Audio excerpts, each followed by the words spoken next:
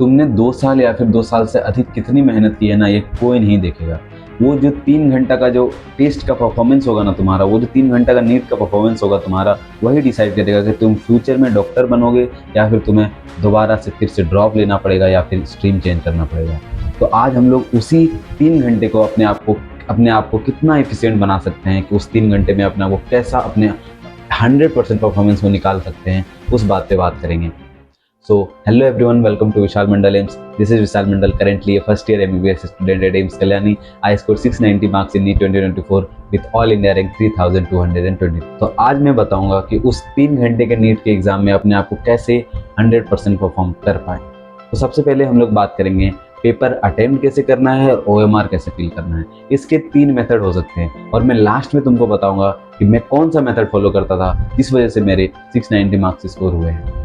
तो इसमें से 3 मेथड में सबसे पहला मेथड ऐसा है कि तुम्हारे पास क्वेश्चन पेपर आया, क्वेश्चन पेपर में जिस तरह से सीक्वेंस दिया हुआ, फिजिक्स केमिस्ट्री बायो हो, केमिस्ट्री फिजिक्स बायो हो, बायो केमिस्ट्री फिजिक्स, जिस भी तरह का सीक्वेंस दिया हुआ तुम उसी सीक्वेंस को फॉलो करते जाते हो, उसी तरह क्वेश्चन सॉल्व करते जाते हो और साथ साथ OMR भरते जाते हो। कोई इधर उधर नहीं, तुमको जो सीक्वेंस दिया है, जैसा भी मिला है तुमको पेपर, वैसा ही तुम भरते जाते हो। ये एक पहला मेथड हो सकता है क्वेश्चन अटेम्प्ट करने का, पेपर अटेम्प्ट करने का और OMR फिल करने का।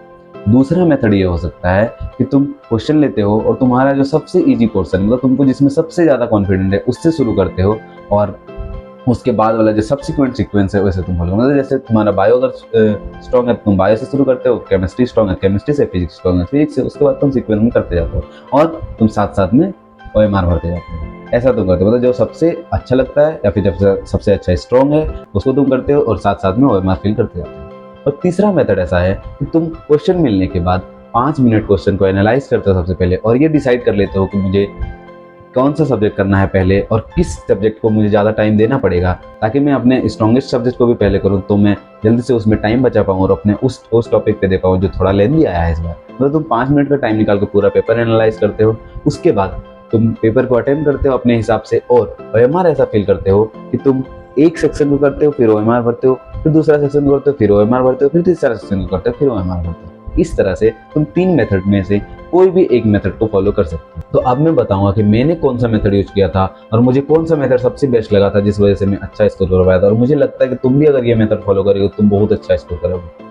तो मैं क्या करता था, सबसे पहले क्वेश्चन को अटेम्प्ट करने के लिए मैं सबसे पहले पेपर को देख लेता था और मैं मतलब देख के मुझे ऐसा लगता था कि ये पेपर अगर इस सेक्शन लेन दिया है इसको मुझे टाइम देना होगा, मतलब मुझे स्ट्रॉन्गेस्ट में को थोड़ा और जल्दी करना होगा और उसके लिए टाइम बचाना होगा। तो मैं भी वही फॉलो करता था। मेरा सबसे स्ट्रॉन्गेस्ट सब्जेक्ट था कि मैं बायो में अच्छा कर पाता था, इसलिए मैं बायो को सबसे पहले करता था, फिर केमिस्ट्री, फिर फिजिक्स, ताकि मैं फिजिक्स को ज़्यादा टाइम दे पाऊँ। इसी तरह होता था। लेकिन हमारे नीट 2024 में क्या था कि सेक्शन वाइज था, मतलब और ऑप्शन भी था उसमें, मतलब बायोलॉजी को भी 2 सेक्शन में बांट रखा था। तो मैं OMR अल्टीमेटली कैसे फील करता था कि बॉटनी को पूरा कर लिया, जूलॉजी पूरा कर लिया, मतलब बायो का सेक्शन को पूरा कर लिया, उसके बाद मैं OMR भर लेता था एक बार में। और मैं क्वेश्चन अटेम्प्ट भी कैसे करता था, एक बार क्वेश्चन पढ़ा, ऑन द स्पॉट अगर मुझे क्लिक किया तो मैंने ऑप्शन लगाया और आगे बढ़ गया, और मुझे अगर ऑन द स्पॉट क्लिक नहीं करता था तो मैं उससे बोल करके आगे बढ़ जाता था। ये मैंने टेस्ट एनालिसिस के भी वीडियो में बता रखा है। तो मैं पहले बायो करता था, बायो का उसके बाद OMR भर लेता था, फिर इसी तरह केमिस्ट्री को भी अटेम्प्ट करता था, जो आता था उसको एक बार में भरता था, उसके बाद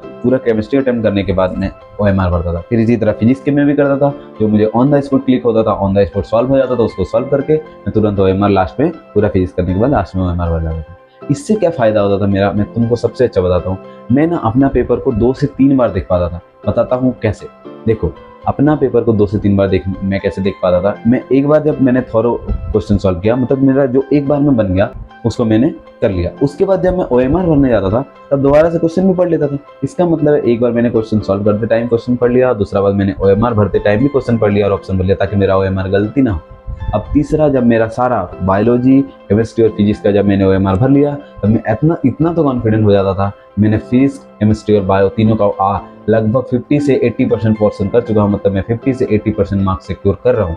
मेरा और कॉन्फिडेंस आ जाता था और जो मैं गोल करके रखा था उसको मैं दोबारा अटेम्प्ट करने आता था। इस वजह से मैं तीसरा बार भी अटेम्प्ट कर लेता था पेपर और तीसरा बार भी देख पाता था कि मैंने ये क्वेश्चन छोड़ा था, तो उसको बार बार उसको मैं दोबारा आके मैं फिर से सॉल्व करता था और बनता था। और इस टाइम में क्या करता था, सॉल्व करता था और OMR भर देता था, सॉल्व करता था और OMR भर देता था। और अभी भी अगर कुछ छूट जाता था ना तो मैं फिर भी उसको बहुत ज़्यादा टाइम नहीं देता था, क्योंकि मेरे केमिस्ट्री में भी छूटा है और फिजिक्स में भी छूटा है ना, तो बायो को मैं कर लेता था, फिर केमिस्ट्री, फिर फिजिक्स में।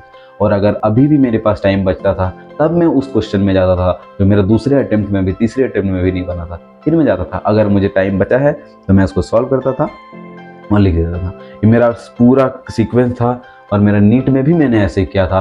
और मैंने नीट में, सच बताऊं तुम्हें, मैंने अपने नीट में अपने पेपर को 3 से 4 बार देख लिया था दोबारा से, क्योंकि मेरे पास टाइम बचा था, क्योंकि मैं इस तरह का प्रैक्टिस करते आ रहा था।